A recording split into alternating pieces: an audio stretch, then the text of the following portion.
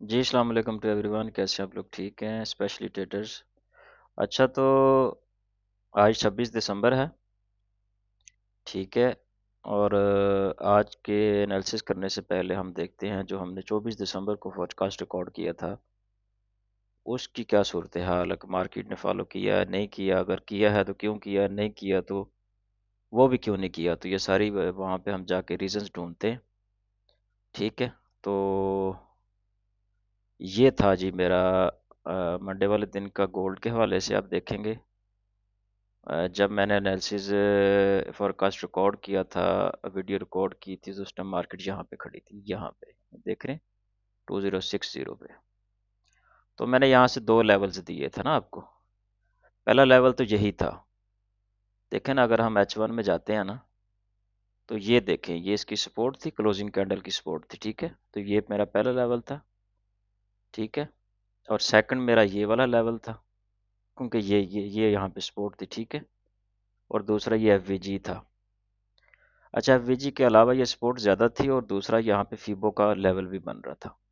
मैंने आपको एक लास्ट वीडियो में बताया था, सेकंड लास्ट में, कि जो भी आपने जब भी एंट्री लेनी है तो वहाँ पे आपने एक कंफर्मेशन पे एंट्री कभी नहीं लेनी। दो या तीन कंफर्मेशन हो तो फिर आपने एंट्री उठानी है। ठीक है, सेलिंग बैंक जो भी आपने करना है।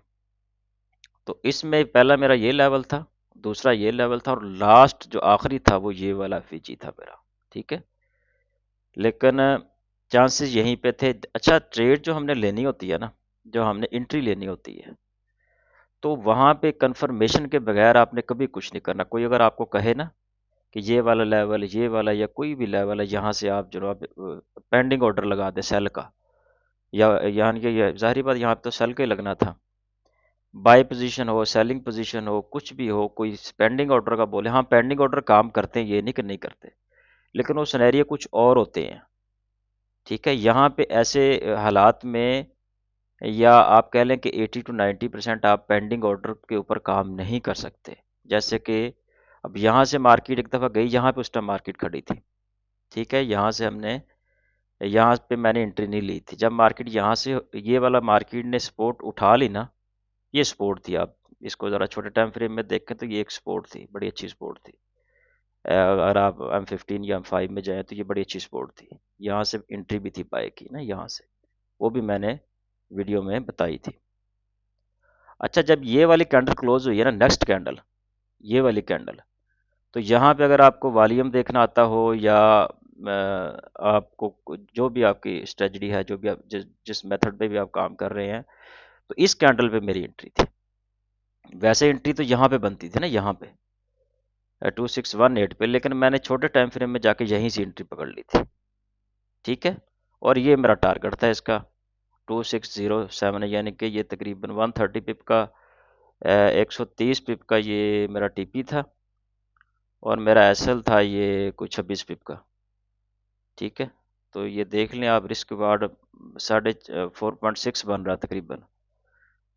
तो इसमें ये जो मेरा टारगेट था, यहाँ पे आके मार्केट ने जब ये इसको टच किया के ऊपर गई, तो यहाँ पे मैं मार्केट से आउट नहीं हुआ था। तो जब यहाँ पे वापस आके इसने ये वाली बनाई है ना बुलिश, और तीसरी कैंडल की रिजेक्शन हुई है, तो यहाँ से मैं मार्केट से निकल गया था, यहाँ से मैं आउट हो गया था। फिर मेरा, यानी कि आप ये देख लें कि ये 85 पे तकरीबन जो है ना, वो मैं लेके निकल गया हूँ। ठीक है। उसके बाद फिर मार्केट असल में हॉलीडे की वजह से बहुत ज़्यादा कोई इतना ख़ास मूव नहीं कर सकी। अच्छा, हम चलते हैं अभी पाउंड USD में ना। पाउंड USD ने क्या किया? अच्छा, पाउंड USD को आप ये देखिएगा ज़रा, जो मेरे एनालिसिस थे उस दिन के हवाले से, वो आप जाके वीडियो देखें। उसमें सेम यही चीज़ बनी हुई है कि नहीं बनी हुई? ठीक है। ये जो चीज़ें मैंने ड्रॉ की हैं, ये FVG मैंने ड्रॉ किया था, ये मैंने अभी ड्रॉ नहीं किया, ये मैंने उसी वीडियो को ड्रॉ किया था। उसके बाद मैंने इसको बिल्कुल भी नहीं छेड़ा, बिल्कुल भी इसको मैंने कोई चीज़ भी चेंज नहीं की। तो ये मैंने कहा था कि ये लास्ट जो है ना FVG, यहाँ से आप एंट्री ले सकते हैं। ये वाला बहुत ऊपर चला जाएगा, यहाँ तक मार्केट कर जाती है तो फिर बहुत बड़ी न्यूज़ आएगी, तो ये इस तरह वीक लगा के वापस आएगी, लेकिन ये पॉसिबल नहीं है। तो ये मैंने लगा दिया था आपके लिए ना, ये अब देख लें आप, उसका 50% मार्केट ने 50 से ज़्यादा ही कर लिया तकरीबन। इसको देखते हैं कितने पे गेन किए हैं, और देखें आप वहीं पे विक बना के मार्केट नीचे आई है। तो ये तकरीबन कोई 48 पिप्स बनते हैं तकरीबन। ठीक है, तो ये मार्केट ने किया, ये इसका एसएल छोटा सा था, कुछ ज़्यादा बड़ा कोई एसएल नहीं था, ये इसका कोई छोटा एसएल था, ज़्यादा नहीं था। तो इसके बाद हम देखते हैं जी पाउंड जेपीवाई को ना, पाउंड जे या ये देख लें, ये भी उसी तरीके से ही मैंने किया हुआ है, जिसको भी मैंने उसके बाद बिल्कुल भी चेंज नहीं किया, कोई लाइन आगे पीछे नहीं की। तो मैंने कहा था कि अगर H4 में हम देखते हैं तो ये मुझे इसका पैटर्न बुलिश नज़र आ रहा है। ये देख रहे हैं, अगर यहीं से दोबारा मार्केट, क्योंकि यहाँ पे मार्केट रुकी हुई थी बिल्कुल ना, तो मैंने कहा अगर यहीं से वापस आके यहाँ से मार्केट सपोर्ट लेती है तो ये बड़ा स्ट्रॉन्ग बाय जाएगा। लेकिन खैर उस दिन 24 दिसंबर को ना मार्केट में वॉल्यूम था ही नहीं बिल्कुल, बहुत स्लो मार्केट सारा दिन रही है। तो ये मेरा पहला था H4 के हिसाब से, और ये H1 और M30 के हिसाब से था। तो ये देख लें आप, मार्केट ऊपर गई है, ये ऑर्डर ब्लॉक लिया, वापस आई, यहीं से सपोर्ट पकड़ी, अब निकल रही है ऊपर। तो इसका अभी भी मैं इसको बुलिश ही देख रहा हूँ।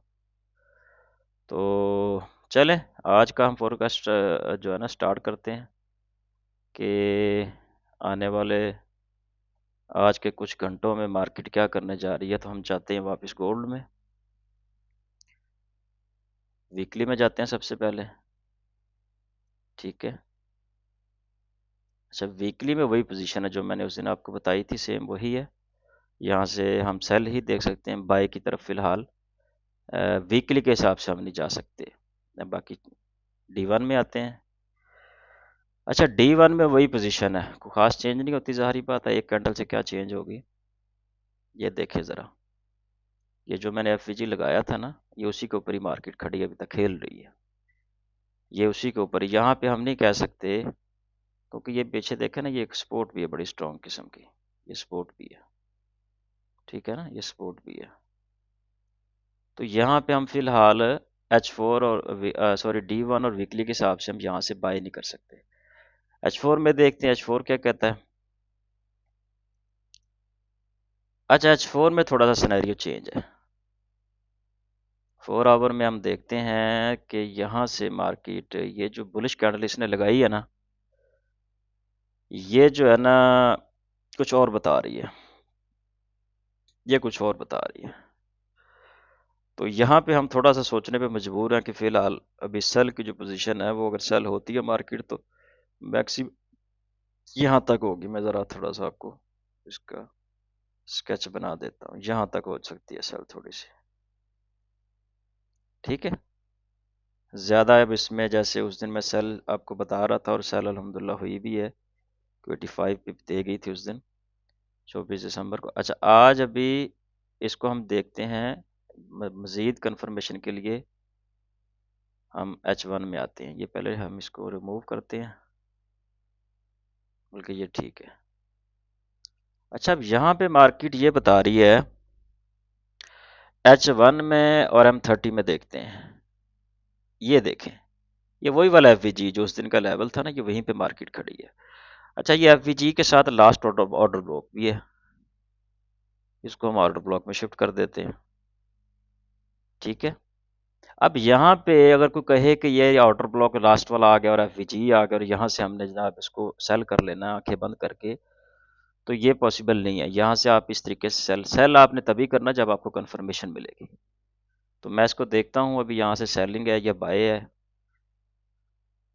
तो M30 के हिसाब से ये जो कैंडल क्लोज हुई है ना, ये वाली, ये सेलिंग में इसने इनगल्फ तो नहीं किया खैर, लेकिन ये अच्छी सेल की पोजीशन में आई है। इसको हम फिर कंफर्मेशन के लिए हम M15 में जाते हैं। M15 में भी फिलहाल मार्केट कुछ नहीं कर रही। अच्छा M5 में भी आप देख लें। अच्छा ये अब इसकी पोजीशन सिनेरियो ये है कि हम आपने इसका वेट करना है। ठीक है, ये जो इसकी सपोर्ट है आपने इसका वेट करना है। यहाँ से फिलहाल मार्केट की सेलिंग की कोई पोजीशन नहीं है। अगर हम M5 या M15 में देखते हैं, कैंडल ज़रूर बनी है, मार्केट ने थोड़ा सा इशारा ज़रूर दिया है, लेकिन आप इसके ऊपर कोई भी फैसला नहीं कर सकते, ठीक है। आपने वेट करना है फिलहाल। बल्कि आप ऐसा कर लें, ठीक है। ये देखें, ये रेजिस्टेंस बन गई है, ये इसकी सपोर्ट बन गई है। आप इसका ब्रेकआउट का वेट करेंगे। यहाँ से अगर ब्रेकआउट होता तो फिर आपका ये इसका नेक्स्ट टारगेट है, ठीक है। ये इसका नेक्स्ट टारगेट है, ये ऑर्डर ब्लॉक जो है। ओके, और यहाँ से ये सपोर्ट भी तो आ रही है ना, ये सारी सपोर्ट है। अगर हम 15 में या M30 में देखते हैं तो ये देखें, ब्रेकआउट का स्ट्रक्चर का ब्रेकआउट भी यहाँ पे, और यहाँ पे छोटे टाइम फ्रेम के अंदर ये बुलिश ऑर्डर ब्लॉक भी है, ठीक है। तो फिर मार्केट का सिनेरियो कुछ ये हो सकता है, लेकिन अभी नहीं।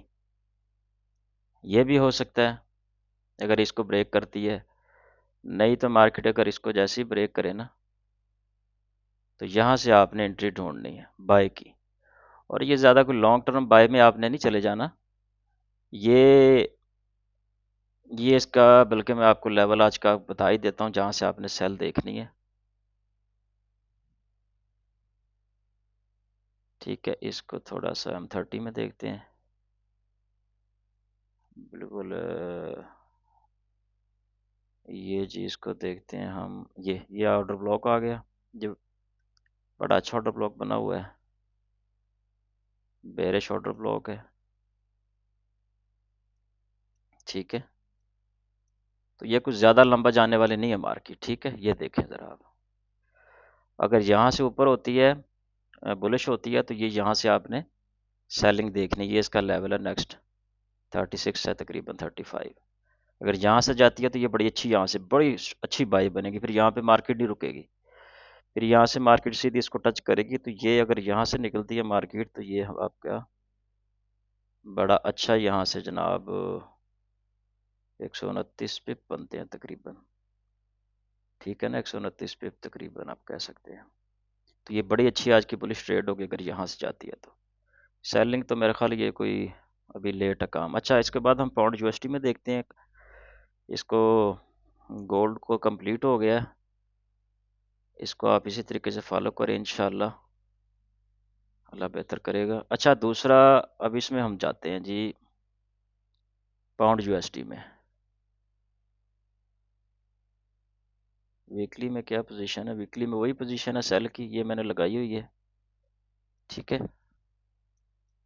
ये लॉन्ग टर्म है, इसके ऊपर आपने ट्रेड नहीं लेनी बिल्कुल भी। जस्ट आपके साइकोलॉजी के लिए होता है कि आप यहाँ से कहीं बाय करके ना बैठ जाएं। इसलिए ये चीज़ें लगाई जाती हैं चार्ट के ऊपर कि आपको ये याद रहे कि मार्केट सेलिंग पोजीशन में है, आपने कोई बाय का रिस्क यहाँ पे स्कैल्पिंग के अलावा नहीं लेना, ठीक है। अच्छा, इसको अगर D1 में देखते हैं तो वही पोजीशन है, कोई डिसीजन ख़ास हम इस पे ऊपर नहीं ले सकते। तो ये H4 वही वाली चीज़ है जो बताई थी, जो लेवल्स थे उन्हीं को मार्केट फॉलो कर रही है। 1 आवर में देखते हैं तो 1 आवर में वही पोजीशन है। मैं अभी भी इसमें सेल में ही हूँ, ठीक है। इसको मैं डिलीट करता हूँ, रिमूव करता हूँ। इसको थोड़ा सा हम फ्रेश करते हैं, देख लेते हैं। अच्छा, इसको हम ना यहाँ पे ऐसे शिफ्ट कर देते हैं, ठीक है।